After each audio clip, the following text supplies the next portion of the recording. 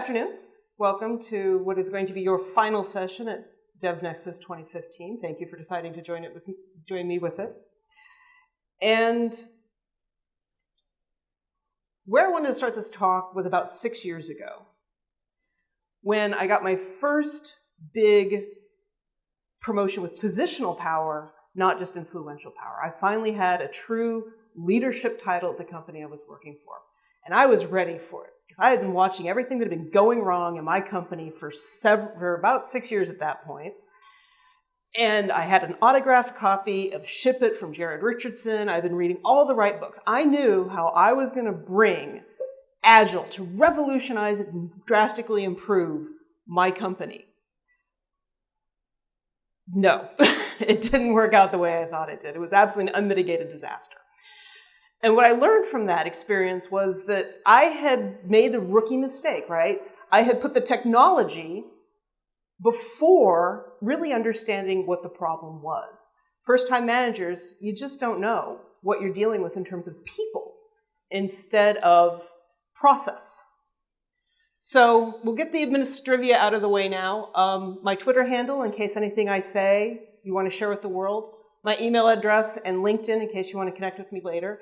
And just a reminder that this is a talk, I'm still a development grunt. So this is a grunt's eye view of software development process, which is why I titled it the way I did, as a human, because it's what I want from process, or so I think. So I'll start off with a simple question. There's a lot of ways we do software development in this world. And I want to ask you, this track's called Agile, but there's a lot of other ways. What do all these have in common? People. They do have people. They also have this in common. They are all making money for someone. Not just the consultants, though.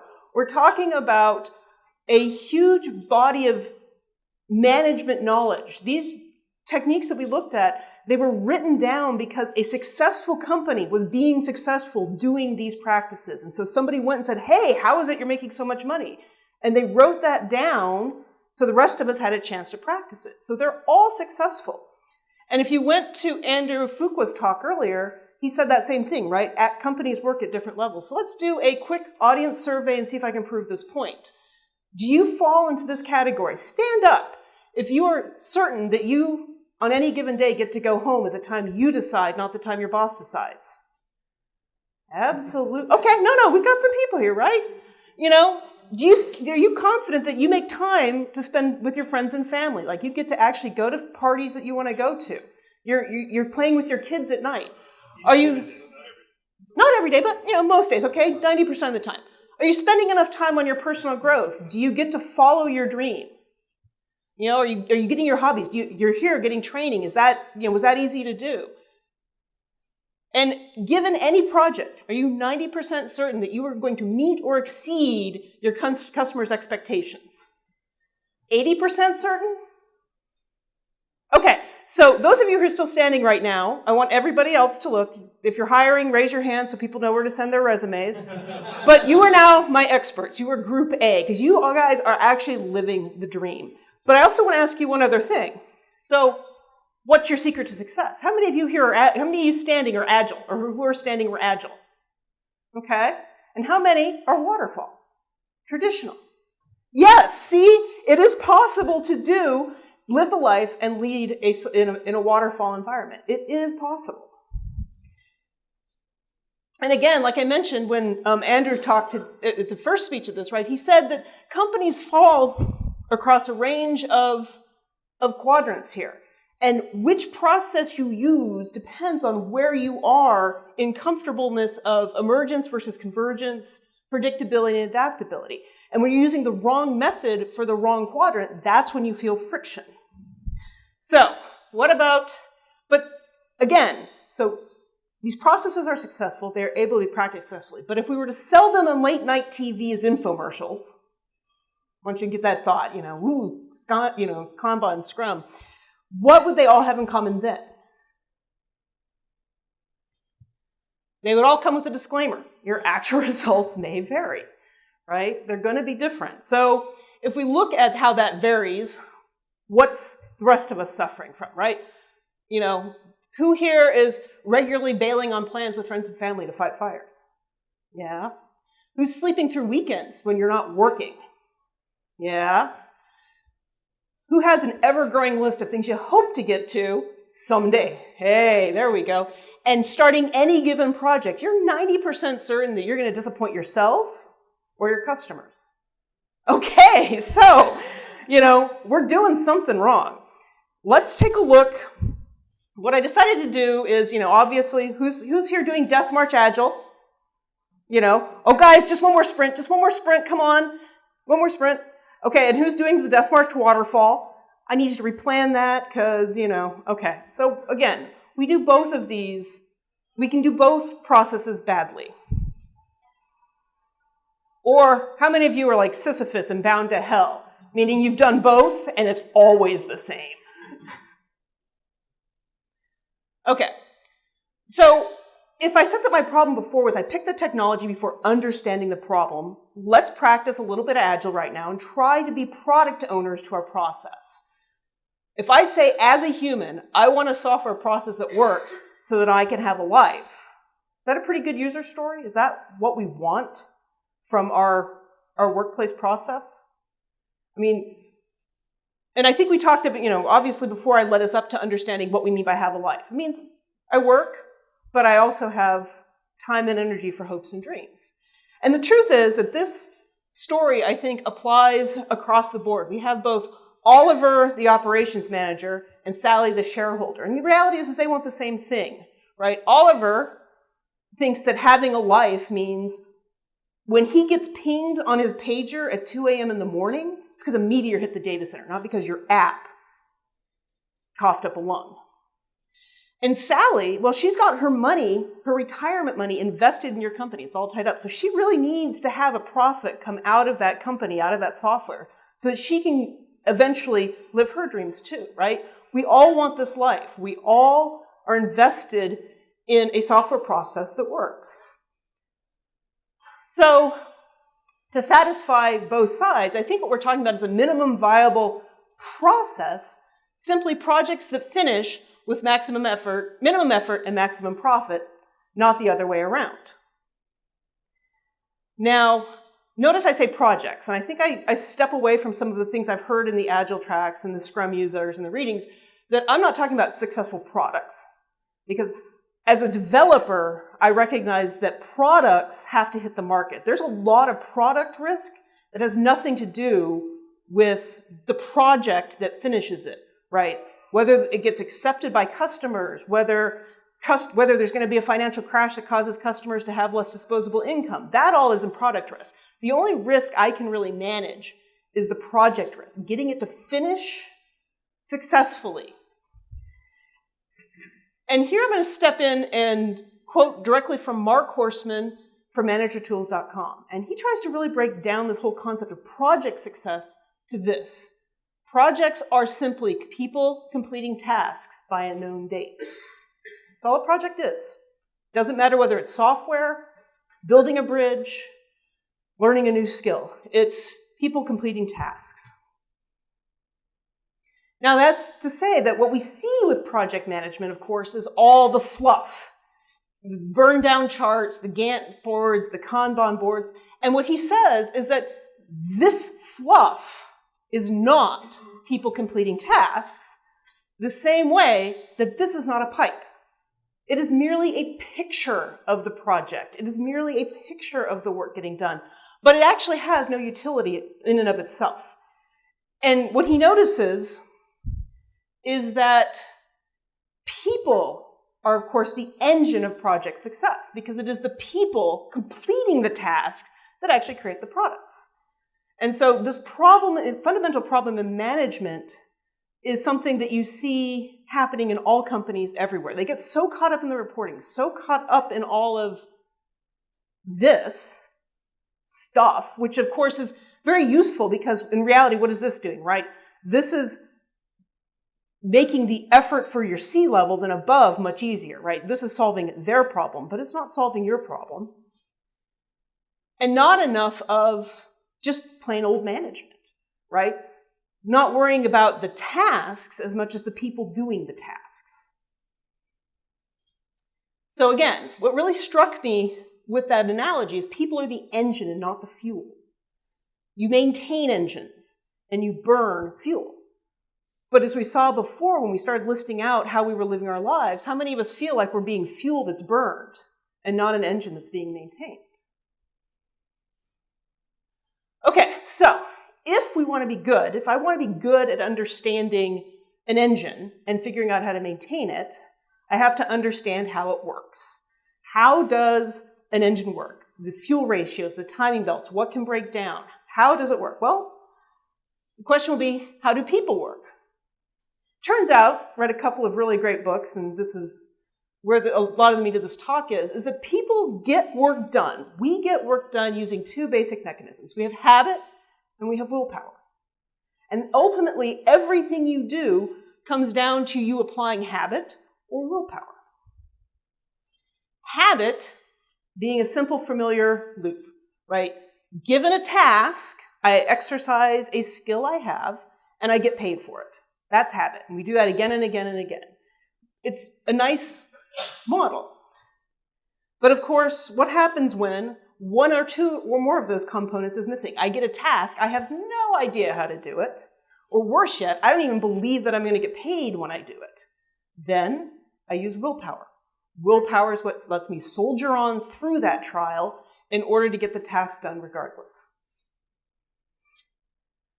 So let's take a look at willpower.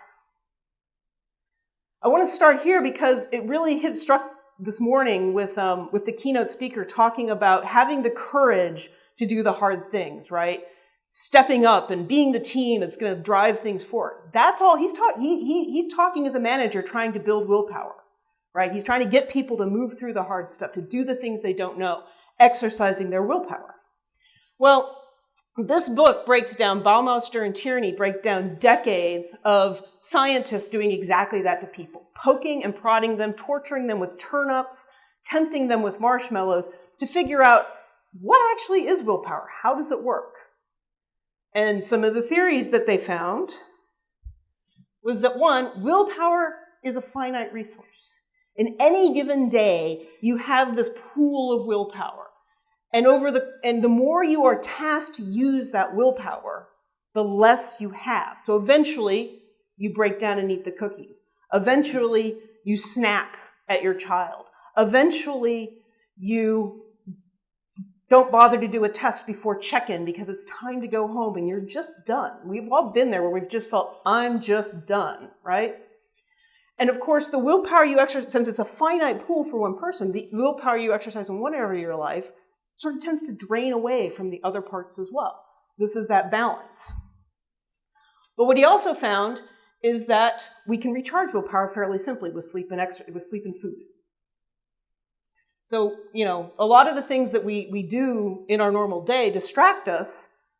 Making choices, that's a big one, right? Having to make a choice with uncertain information is a huge willpower drain. But little food, little sleep, we come back the next day for more. The other thing he found is that willpower is like a muscle. So while we have a finite pool on any given day, how big or how small that pool is going to vary depending on how well we use that willpower. So this is why you'll see a lot of exercises so tied with willpower, because the act of going out and exercising, whether you fail or succeed at your goals in exercise, the simple act of exercising is an exertion of willpower. But it's a success, usually a good use of it because it helps build more strength. This is also why you'll see memes on the internet about how you should make your bed every morning because it makes you more successful.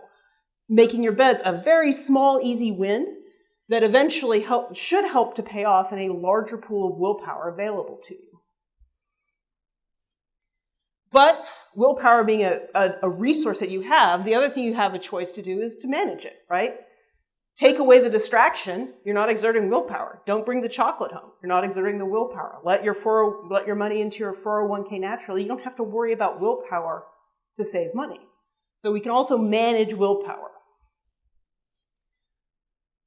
So what does this mean? Okay, so willpower is the secret of human success, right? I just need to suck it up, like they've been telling me all these years, keep working hard, I'll get more willpower somehow, and we'll be successful, right? I don't need to worry about how the environment works anymore. I just need to suck it up and be a big girl, right?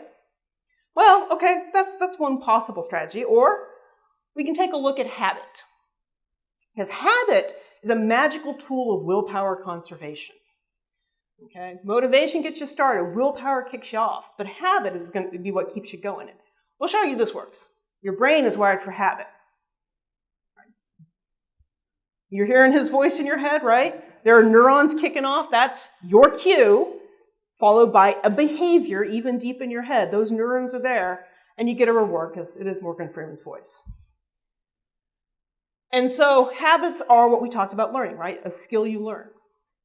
We look often at the mouse in the maze is where they did a lot of this research. You drop a mouse into a maze. They don't have a habit for it at first, but they can learn the maze. They can become habituated to the maze and find the food easier. And it turns out when you watch the brain waves of mice going through this process, the first couple of times they're in the maze, those high spikes, that high level, that's willpower, right? You're burning energy. But when you get habituated, when the mouse is habituated, look at that. Energy drops in the brain, right? This is how they're wired. So you have that initial cue, but then look at that. And then the reward, if the reward's not even use of willpower, right? The reward is like the feedback loop that feeds you back the energy you just expended to do the habit. So as a base model level, all humans are wired for this ability, right? All animals are wired for this ability. And that's why it's such a powerful tool. I mean, it's so wired, it's right down there in the basal ganglia, right? The center part of the brain. The downside of this is, though, that that's not the smart part of the brain that's determining what builds this habit, is it? Right? Your smart parts are all outside that. So not all habits are equal. Right? Habit is the wiring that turns Olympic athletes into gold medalists. Their practice, their habit. But it's also the same thing that leads to drug addiction. Your brain is not going to waste energy. It's going to find the shortest path to conservation of energy that it can. Whether it's a good habit or a bad habit, it doesn't care. It will latch on whatever it can do. So we're back to willpower. How do we break out of bad habits? Well, willpower is our habit governor, and we find ourselves using it every day. Do I be nice to this person who just insulted me, or do I snap back at them, right? And we can see that same pattern in our day, right? As the day progresses, as we sit through long meetings, as we fight traffic, as we fight bugs, our good habits, diligence, kindness, and temperance, tend to drop off. And this is why one of the first signs you know that you're overworked is how angry do you get with a simple thing like somebody cutting you off in traffic. So, I want to rewrite that story and talk about it in terms of, as I want, a software development process that is a collection of good habits. Because then I have maximum success with minimum effort. I don't have to exert willpower to get my job done. I can just do it by habit. So obviously, the thing to do is to hand our lives over to the project managers and just do what they tell us to do and not ask questions, right? Because they're experts at this, right? No. Because, right, what's our week like? That's that's habit, right? This right here is habit. And I think this is why changing corporations for agile gets so challenging, because this is our habit. Even this bad habit feels more comfortable than having to put the work into making it a better habit. And again, we're trying to conserve energy for our life, for our hopes and dreams, so we naturally just kind of go along with the flow, don't fight it, because at least then we have that small smidgen of energy left. Maybe someday I'll be able to write a great novel and get out of this job, right? Okay, so back to the book, Power of Habit, because what this does is he really breaks down the fact that if you're going to use habit as a lever to move the world, you can. And it's a matter of picking habits that have the potential to unlock things. The way he describes it is keystone habits influence how we work, how we eat, how we play, how we live, how we spend, how we communicate. They start a process that over time transforms everything. Keystone habits are good habits that also then, even though they are new habits, unlock the potential of your willpower to do anything else. They free up energy. So as the example I wanted to use from his book is how Alcoa got its groove back. 1986, Alcoa was just another American giant on the ropes against foreign competition. They were just dragging along in the industry. Nobody was excited by them. But then in 1987, they picked Paul O'Neill as their CEO. And in his inaugural speech to the stockholders, he said, "I intend to make Alcoa the safest company in America. I intend to go for 0 injuries." And pretty much you could have been run down by the number of stockholders who got up, stampeded out, were ready to drop the company entirely because this hippie was in charge. But what happened was, by 1999, 20 years later, 10 years later? Yeah, 10 plus years later, they were the top stock among the 30 Dow Jones. And that's not because the other stocks dropped during that age. It's because they grew 126%. And they all say it was because of safety. So let's take a look at that. Safety. Why would safety be such a keystone habit? Well, it changes the equation. Think about it. Worker death and worker injury are no longer the cost of doing business. That's what he said. So let's think about that. What human nature were we suppressing when we go to work every day knowing that somebody could get killed and, well, it's sad and we're sad for their family, but it's just the cost of doing business. We're suppressing some pretty deep human emotions, I think, right? Self-preservation, the guys there working with the 5,000 degree aluminum metal are suppressing on a minute by minute level their need for self-preservation just to meet targets. And their managers are even worse. They're having to basically cut costs that they know could lead to somebody getting hurt over their basic human desire to save their friends' lives. They don't hate these men. They just need to make the ends meet. They've just got that budget to do. So when you make safety the number one priority and you take away the need to waste your willpower on this unnecessary truth, suddenly you have this amazing release of human potential that can cause change throughout all the things. When you're no longer fighting your basic instincts, you're now free to invest in all kinds of crazy ideas.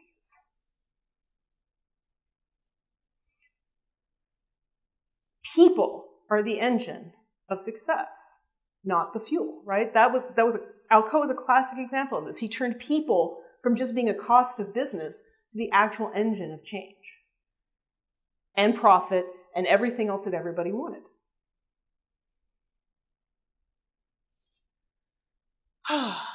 So what about software? Where are we with software? What keystone habits can we work with on a day-to-day basis to try and unleash our own potential? Obviously, I started out with Agile early, and I still believe in a lot of what they talk about, right? We're talking about a lot of ideas to change how we work. But of course, the challenge is, right, all of these things, process and tools, comprehensive documentation, and following a plan, all those are well-ingrained habits. And in fact, some of them, like following a plan, seems like the right idea, right? I know what I'm doing. I'm following a plan. It feels very habitual. And responding to change seems like it would be a lot of willpower, right? It takes willpower to not follow a plan, to know when, to make that decision about when to give up the plan. You're constantly having to check the plan. It's a lot of willpower involved in that side of it, which I think is part of the barrier we face with Agile. But on the other hand, we're starting to do things with Agile that fundamentally work better with that human nature. For example, customer collaboration and working, over contract negotiation, right? Which one would you rather spend doing? 5 minutes talking with somebody or 50 minutes reading a lot of impersonal, badly written documentation, right? People, usually interacting with people is more rewarding. So I want to kind of reiterate some of the stuff I've heard recently, again, from Andrew's talk specifically. But let's take a look at stable teams, right? The idea of the structural things that he talked about that really seem to drive Agile change. So rather than trying to change the culture, convince people, or just focus on the little things, there are some big things that you can change. And these, I think, are the keystone habits, right? So why stable teams? Well, I have it up there, right? You've got what is it, Tuckman's 4 quadrants. You start off with a new team, what do you have to do? You have to learn that team. You spend a lot of time forming. You spend a lot of time, the word they have on there, challenging each other. Very willpower draining activities to constantly find and negotiate and figure out who's got your back and who you can trust and who you have to clean up after, and learning to give a little and get a little. That's very willpower draining. But once that team has gone through that phase, now they've got habits. They've got habits that work well. They understand each other. So now they've gone from a net high information, high willpower situation to a performing situation because they've suddenly got all that free time that they're not fighting with each other to get work done again. And you think about like a matrixed organization where you're constantly shifting and reforming teams, you're constantly in that state of a little extra willpower has to be spent every day to get along with the people you're working with. Or worse, what if you're in a matrix organization, you have to respond to 15 teams or 5 project managers, right? It's again, it's that context switching. It's the willpower that drains. And so we end up, I think, losing a lot of human potential that way, right? Regular delivery working software. Essentially, what gets you to Carnegie Hall? Practice, practice, practice. So in a world where you're delivering unpredictably over long periods of time, what's it feel like, right? You've been there, right? Okay, I've got the project ready. I think we're going to be done with QA in a few weeks. Now I need to tell change management that it's time to release. Well, how do I do that?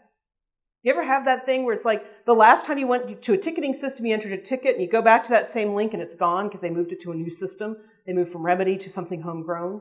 You know, you pick up the phone to call the change manager contact and find out they quit the company 2 months ago. You know, or now they need like 15 new fields, right? Because now they want to track by server name all the changes that are happening. And you're like, I don't even know the servers. I've never looked at them. You know, or worse yet, DevOps had to go change the versions of everything, and suddenly everything you've been testing on is negated. So now you got to go back and tell the customer you're now 6 weeks in, right? There's a lot of willpower wasted if you're not getting the practice of delivering regularly. Whereas if you are releasing, and I mean, like where I'm working right now, we're releasing to a set environment every couple of weeks. It helps because you have a chance to make that habit. You can get rid of that flux, or at least keep up with the changes because they're small and incremental. So another thing to change, right, is really focus on how can you do it over and over and over again. Practice it. And of course, the prioritized backlog, right? One of the most draining things you can see to your willpower on any given day is a list of too much to do, not enough time to do it, and no idea what's most important. We've all been paralyzed by that, right? I have to do it all. Where do I start? Doesn't matter. You have to do it all. But I can't do it all. So where do I start? Well, you have to do it all. Right? That's just guaranteed to leave you in paralysis mode. Your willpower is gone. You just kind of, I know that's when I just kind of curl up into a corner and just procrastinate until the point that something breaks, because then I have at least a direction to go in, right? The priorities backlog, the habit of being able to push things off. Certainly it's hard at first to learn that habit, but there's a great book out there, Getting Things Done, that's entirely about this. And in the Willpower book, they have an entire chapter dedicated to getting things done, because exactly that. It's willpower freeing to have 2 things to focus on. To not be distracted by what ifs. And so a prioritized backlog gives you that freedom of willpower to do what needs to get done, to get started, to get moving. And of course, I don't think we talk enough about the power of a good coach, right? Behind every Olympic athlete, they don't do it on their own. They don't fight that willpower themselves. They have a coach. They have somebody in their corner to help talk them over the hard points, to provide that extra balance, sometimes support in the downsides, but also sometimes stepping the bar up, raising them higher, making sure they're not happy at their current position, but willing to move that extra step up, but also to do it in a safe way, in a progressing way. So we got some time, and we have some experts in the room who have gotten this stuff down. So I want to hear from the experts, what struck a chord with you? What keystone habits really made the difference at your workplace? So I think one big thing compared to my last workplace is in-person, stable team. Okay. My current job, I've only been there 6 months, or 8 months now. But yeah, I've been working with the same group of about 6 people, doing kind of related to different stuff. I suppose my last job where I worked with literally no one else in my time zone. Okay. On just too broad of a range of things to really get into any sort of habitual issues.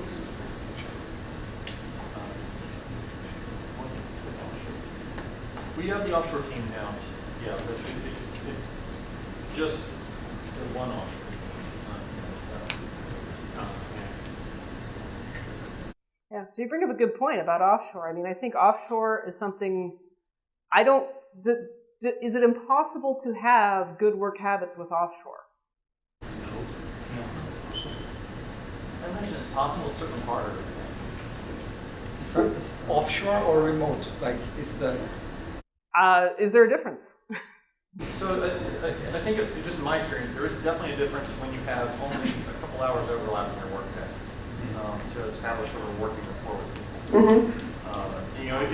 If there's less, people like your group in India, a group in Ireland, it's much easier to work with guys in Ireland because they were there for at least half of the working day. Right. Guys in India would be rolling off about the time I got to the office. So I was mostly communicating with email and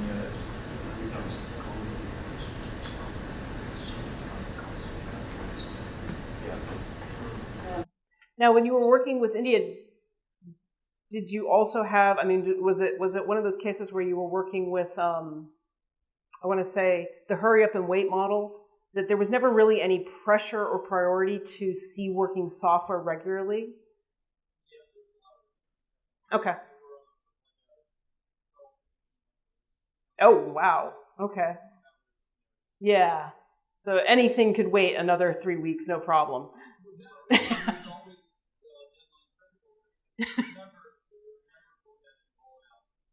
Right.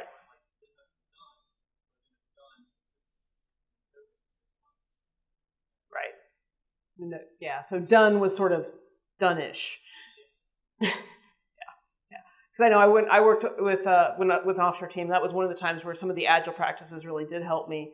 I set up a weekly demo with my team, and yeah, the guys really stepped up to that and jumped in and got code working, and it seemed to help at least the transition. The fact that I could sit down with them in the morning and we would know, what was happening worked really well. Yeah, we sort of have that now. We have an offshore team, but we have a dedicated person on our team who is basically interacting with them very regularly. So it keeps things more. Okay. But so. And having a dedicated person, not overloading and kind of facilitating that model really works. It doesn't work a lot better. So again, it's focusing on the people relationships. So what else? What other practices have helped out in successful organizations? We do websites in my company, so we have maybe 5 developers. When I started, me and the other lead dev kind of made a pact that we inherited maybe 150 projects that we had to maintain. So we kind of made a pact that we had a rule that you would leave things better than you found them. And so I felt like over time, small disruptive tasks that drain willpower kind of tapered off. So now, I might work on 2 projects a day. Okay. Down from 7.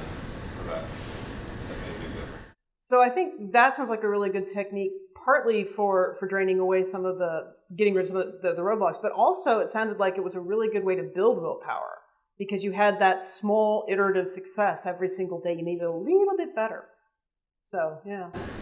Or highlight larger, really challenge your team and hit that higher end and then build a story about a company's legend that helps a lot. I'm sorry, I didn't hear all of that.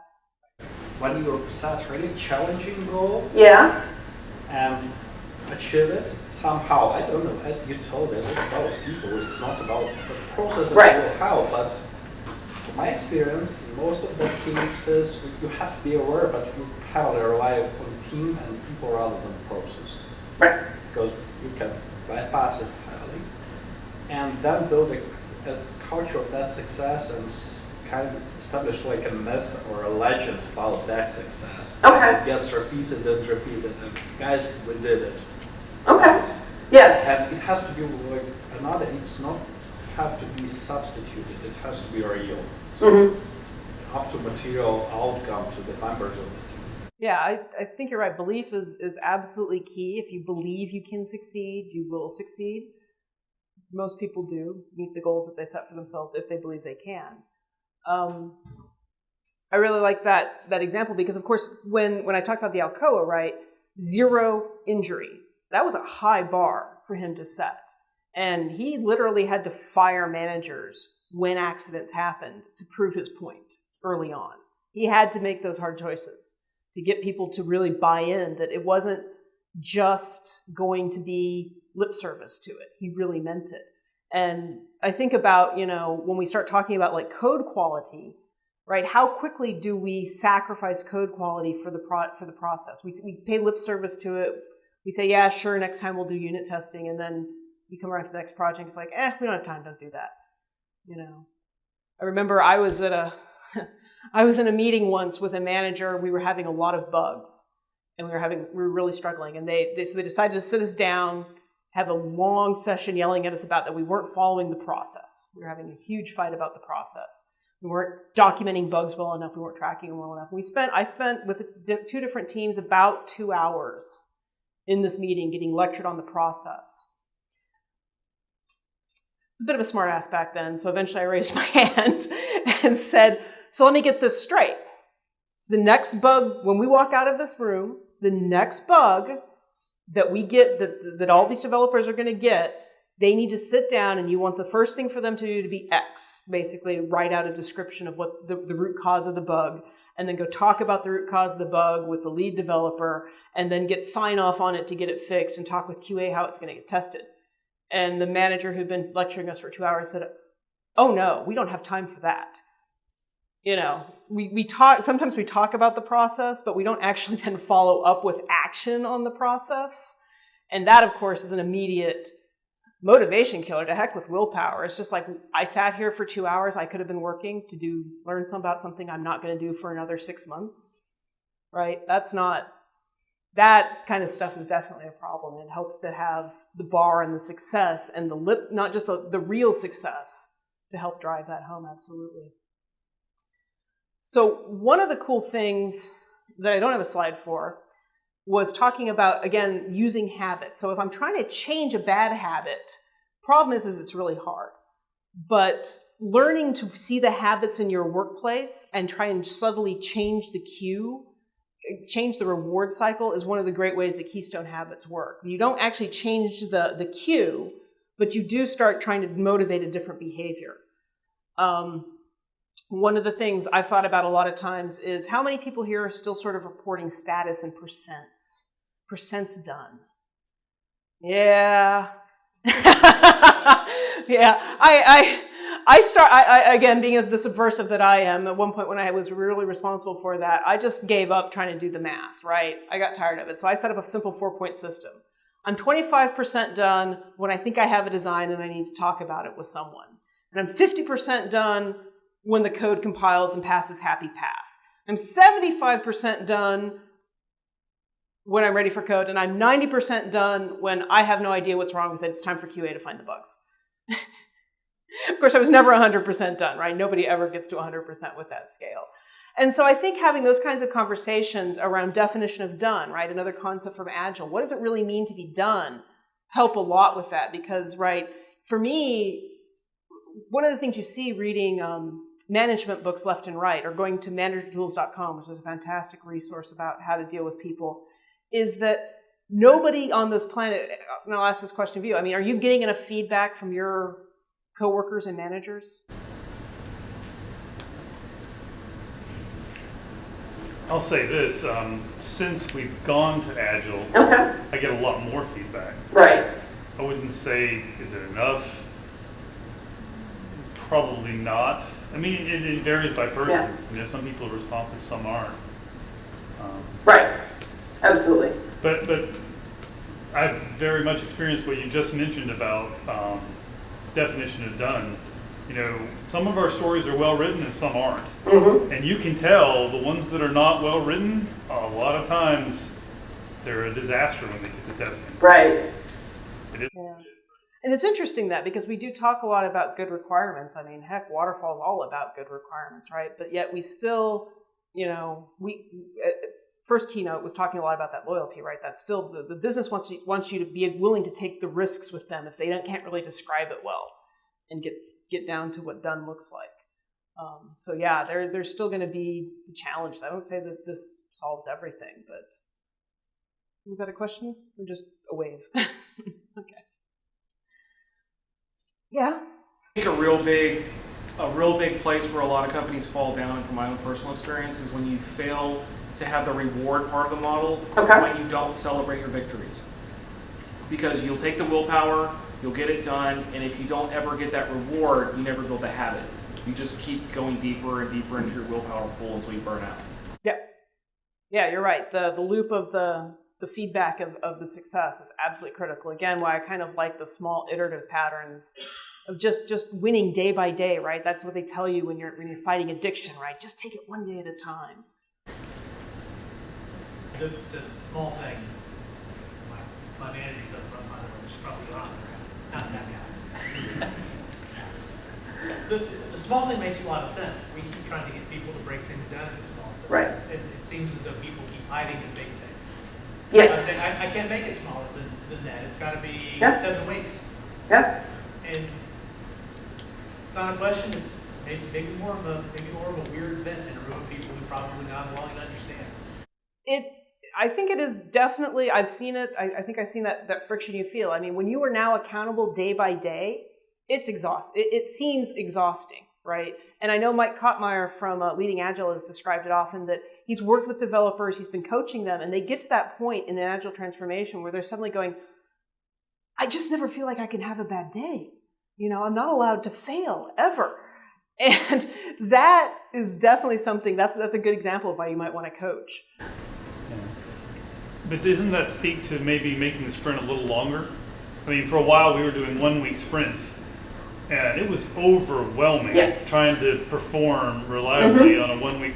Now we've backed off and we're doing 2 week sprints, and I can have a bad day, you know? Right. And there's enough slack in a 2 week sprint to eat it. Yeah. Typically, not always, but. Yeah.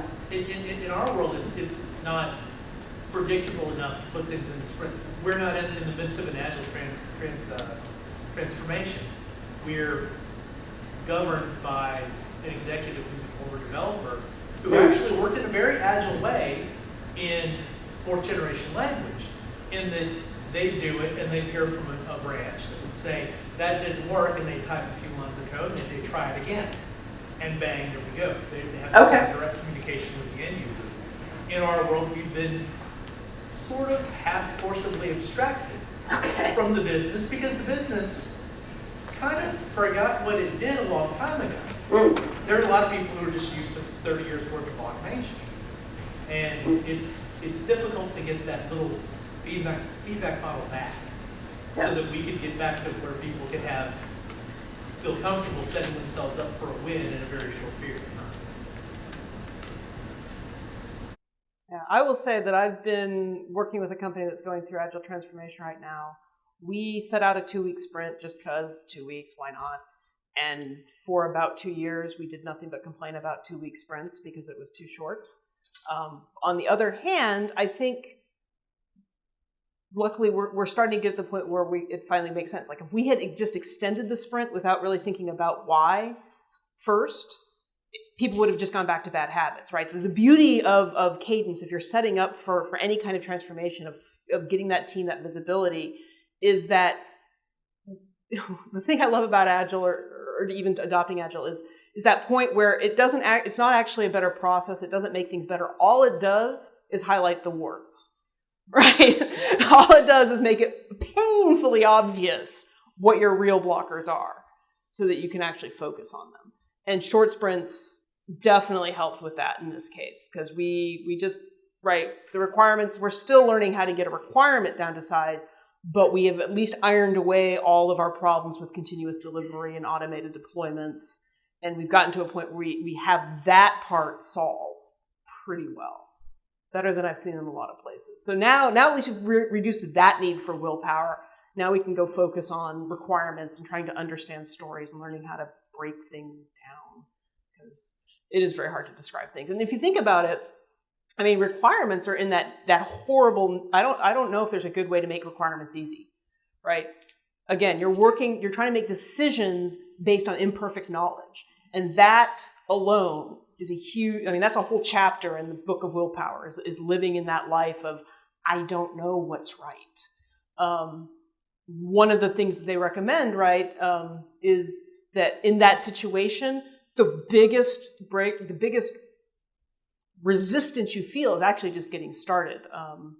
Jerry Richardson, I mentioned earlier, talks a lot about getting to a habit of being okay with failure, so that you can just try things.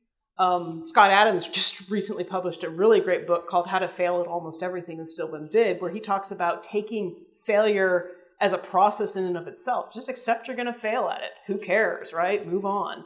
And if you fail in a successful way, meaning you sort of fail forward, catching yourself, learning from those mistakes and moving forward, you gain momentum from that. Whereas if you're constantly getting criticized, and failure is going to be, you get no reward for failure or a negative reward, yeah, you're gonna walk away from that and say, well, then I'm just not gonna try, right? I'm gonna take the low energy example in that case. It helps to say, like, not who is to blame, but rather, okay, what we can learn from it. Right. Yeah. Sure. Can you guys share some of your best practices with retrospectives and how you do it? Yeah, this is where I am not the best speaker on that. All the guys who did the talks before me were probably, go look at their talks, because they actually have good experience with that. I would say the biggest thing I've kept in retrospective is keep your eye on the high prize.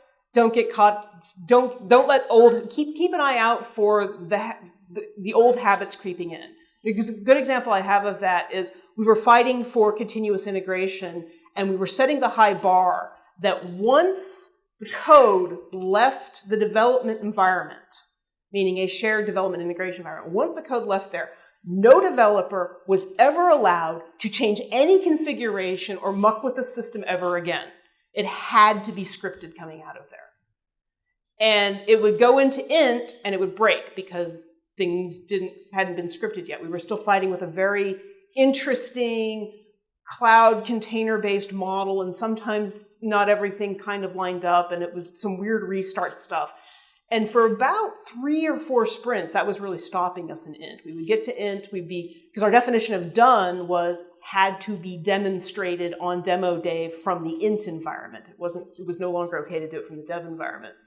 And so we'd get there and we're like, oh, we're not done. QA can't test because it's not in the right environment. We can't move any of our stories to done. And there's, basically half the sprint sitting there in int, and we're not going to get any credit for it. Some of the developers were like, well, if they would just let me log into int, I can restart it and it'll be fine. It's like, no. The high prize is making sure that we actually script it and it goes into int, because we got to worry about QA. We got to worry about stuff later. And after about 4 sprints of sticking to that high goal, the problem magically solved itself. Somebody finally figured out what the problem was, got it working. It made it a high enough priority that we actually set aside some stories for it. And now we don't have to deal with that anymore. So now that problem's gone. And it was really, the retrospect is a good time to really listen for lazy habits slipping in. Well, if I just do it by hand, if I just do it quick, and say that's not the goal. The goal is not just the points. And that's actually a good habit, right? Or a good thing with sprints, right? You see a lot of times as a friend of mine described it as a Western mentality with points. It's a score. We want bigger points. We want more points. We can't possibly lose a point. And that's a very Western competitive mentality that we take over. And points are really coming out of an Eastern philosophy, right? Kanban and stuff like that are coming out of an Eastern philosophy where it's not the amount, it's the quality that matters. And it's way better to fail the sprint and just go ahead and accept failure as a learning experience than it is to worry about eking out every last point that you possibly can just for the win, right? Just be okay with it. You've got to learn to be okay with it didn't work, we learned from it, we'll get better next time. Can you elaborate more on the coaching? Who would make a good coach? Do you find that from someone within your organization? Should this be someone that transcends your jobs? I lean towards having an impartial third party come in and be able to coach. I think it's hard. I've worked at least with one company that had an internal coach, and it was interesting to say that we had this internal coach, but they didn't really have Agile worked out. I mean, they trained for it, we talked about it, there was an internal coach, but it didn't really change the organization. I think partly coaching is important because if you can hire a coach, then you know you've got commitment from the higher ups, right? I don't have any really, knockout answers for how to cause an Agile transformation if you're not going to get buy-in from your management organization, right? If they don't want to play by Agile, they're certainly not going to give up their comfort zone of the tools and reporting just so you can go off and explore something. And that, you're kind of having to balance that goal with theirs. But if you can open the conversation, I'm thinking, and that's just maybe a personal bias, right? I've always done very well working with coaches at times. And I'm not talking about in software, I'm just talking about like in life in general, studying exercise, for example. It's great to have that impartial third person or partial person to tell you when you're doing wrong, but be able to do it in a way that's not, you expect criticism from them because that's their role in your life. So it depersonalizes it. So you said something about, and I don't have this problem fortunately, but getting buy-in and how it's difficult for Agile because it means having fewer controls. And to me, it seems like Agile brings a lot more predictability to the whole process. I mean, I can see why somebody might be against Agile, but it wouldn't be for lack of predictability. It wouldn't be for lack of output or knowing where the stories are. I mean, every time a sprint ends, you got feedback, and if you've been waiting 9 months to see if something works, now you're going to know a lot more often whether something works. I don't disagree with that at all. But again, their habit is not that. They don't see that to start out. What they see at start is, well, you can only tell me what you're going to get done in the next 2 weeks. That's not enough information for me to base my, tell my shareholders where my profits are going to go. And they certainly, just getting, and again, it's getting anybody to read a new type of chart, right? If they're used to seeing burn downs and percents, they're not going to understand story points. So I think that's part of it too. That's a good point, right? Sometimes it's not about getting the buy-in. It's about, you see a lot of these things, at least the coaches I've talked with, I mean, it's a lot about taking a look at what people already do and getting them to do something slightly different. Power Habit goes into a really neat story about how Febreze took over the market. So Febreze is technically a superior fragrance controlling product. It actually really truly does, they aren't lying, it's not marketing, truly does absorb scent molecules. And from the early days of Febreze, they have stories of a woman who was working as a park ranger, and her house just always smelled of skunk because that was her job, was to go pick up roadkill. And Febreze actually gave her back a social life because it really killed the smell that she had been carrying around all this time. But they just couldn't get it in the market. They would sell it, they would give it away, and they couldn't find out what was going on until somebody finally clued in that when the typical person finishes cleaning something, what do? You take this big breath of air to smell the clean. And then with Febreze, you smelled nothing because there was no smell. So that's when they started putting scents back into Febreze because you actually are primed to smell something as being clean. And so you can really fight against habit if you're not paying attention to what that cue and what that reward is and how can you maintain the cue and reward. So like a business, and again, I'm not a CEO and I haven't necessarily made that successful transition about what their cue is and what their reward is and how do you change, if you're going to do Agile, how do you maintain those boundaries in ways that they understand so they're not so freaked out about the fact that you're moving that target a little bit.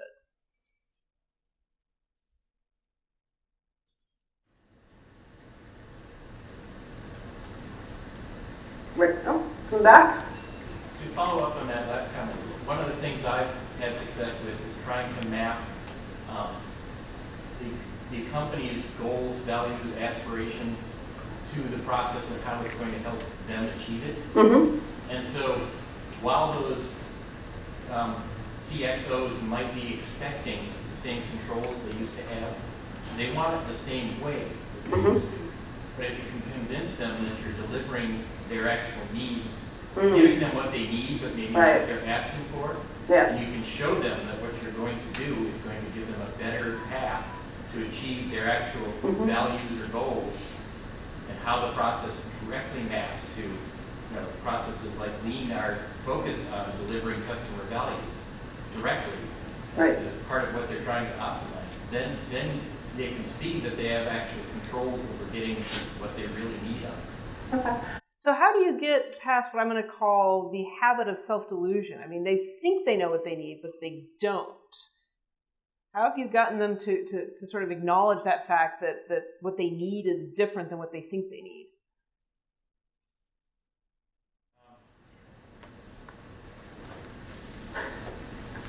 There's not an easy or set answer to that, I guess. Yes. Again, trying to show them how the process that you're suggesting actually will be delivering, how the metrics from the process will allow them to see and measure what they're trying to get out. Yeah. Okay. I can see that. Yeah. Okay. I've seen a company go through that struggle where they changed the software underneath so that the metrics from the Omniture reports were no longer the same as the product that they were getting used to. And of course, the technology was getting blamed for the drop in rates. But the reality is that they were never really measuring the original statistics that they thought they were. So it was a long conversation to get people to recognize that they were now seeing reality for a change. Yeah. And what was the other thought you struck? Well, one other thing too is a lot of companies, a lot of the executives, they value the sense of control that they think they're getting. And for one thing, it's delusional. They're not really as realistic or in control as they think they are. And number two, they value corporate adaptability, agile in the lowercase a sense. So if they want to have some sense of adaptability, they've got to leave themselves some freedom to actually change plans. And if you're going to commit up front your entire capacity for a long release cycle, then you could left yourself no space to adapt. So you can appeal to the, don't you want to learn? Don't you want to get better, as opposed to just take a shot and see where you're going to. Yeah. It's always struck me that where I started with Agile was looking at the process that I was going through the time, where we would spend months and months and months and months and months planning, kind of what Andrew called the fourth quadrant of Adhoc, where you'd invest a ton of time into planning and then throw those plans away because by the time you figured out what you needed, the market had moved on. And I'm always struggling with trying to get people to see. And again, I think that's one of those key habits, right? We all tend to protect our ego, believing we know the truth, especially.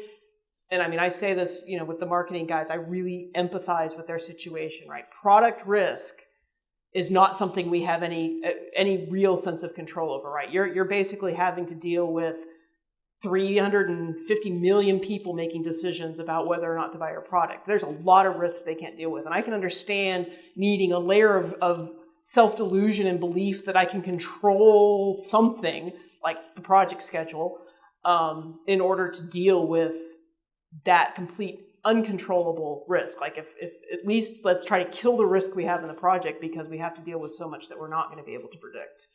And my life is on, my job is on the line if this project, if the product doesn't sell, even though it may not.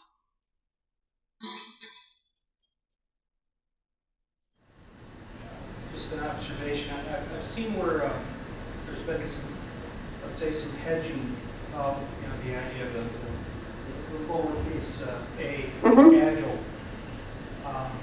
where companies want to, let's say, do away with cubes and walls and all of that, and have this very noisy, push talk type of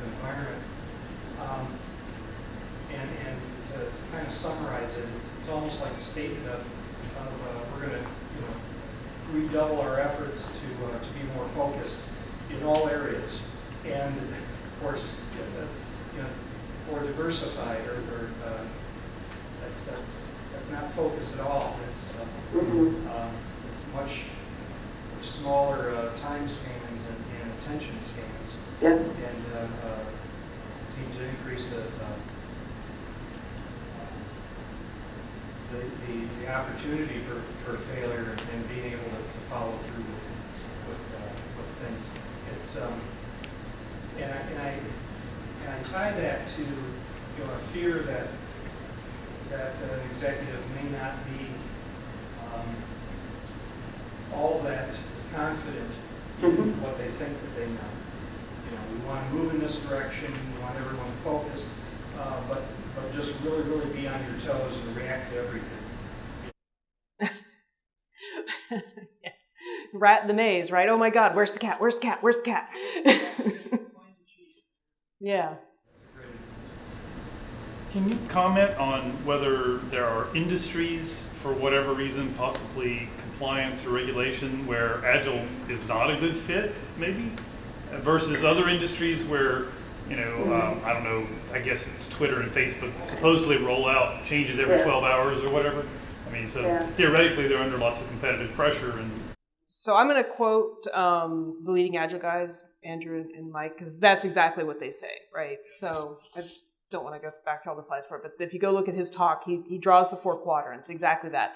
Companies are either tolerant of adaptability or predictability, right? That they're going to be more aligned with one or the other of that axis, meaning, we need to know what's going to happen. We have compliance rules. If we screw up, and think about it, right? What industries, if are you going to buy a product from a medical device industry that's Agile? How much do you trust them, or do you want them to go through all of the hoops and the long time cycle to test the heck out of it because it's going into your body later, right? And then the other one was convergence versus emergence. So convergence meaning, we see this in a lot of companies, right? We want everybody, sure, there's lots of great languages. Sure, Facebook runs on PHP, but we're a Java shop. And I don't want the friction of people having to learn too many things, too much willpower, learning too many skills. I need to narrow it down so I can hire in a particular set range of skills that I know I can hire in. And I want my operations to work the same regardless of which team they're working for. So that kind of convergence versus emergence, which means slam it in there, get it working, who cares, right? Or product convergence, where we need to have a unified look and feel across 50 different web applications because we have a brand we have to support. Or emergence, which is like, doesn't worry about brand, right? Everybody, we've got 5 people using the site anyway, who cares, right? So absolutely, it's probably, and that's, again, probably a good place to start thinking about getting a coach, is how do you evaluate your own company's needs for, are they emergent? Are they comfortable with emergence? Is it okay for things? Do they really need, is the market shifting so fast on them that they do need to be able to do that? Or would they be gained from the more traditional business practices of setting up the assembly line, of standardizing across technologies and getting what we arguably call the synergy of multiple teams working in the same way and shared skill sets, especially across stable teams, right? I mean, you still want, I don't think that's the thing that interests me about stable teams, because we talk about we want team stability, but I know personally, I don't think I can like working on anything for too long. Again, so how do you, and I know that's some of the things they talked about in their talk, is how do you balance that desire that they want a stable product that'll last a long time, but they're not necessarily going to have the same people working on it for 40 years. I mean, I don't know that I know some companies where they're getting that kind of life out of their developers, but I'm certainly not one of them. so but again, if you're working on skill set and development, can you work through a change model that allows somebody, a great example I heard was the way the Blue Angels work. they set up, to be a Blue Angel, first off, you have to really want to be a Blue Angel. You get selected. But you get 3 years. First year you learn, second year you perform, third year you teach your replacement, right? So imagine if you're going through your cycles, you've still got the stability of the team, but your role in that team changes over time so that you're safely handing it off to the next generation. Okay, I think it's time to go win prizes and eat some cookies, right? Thanks.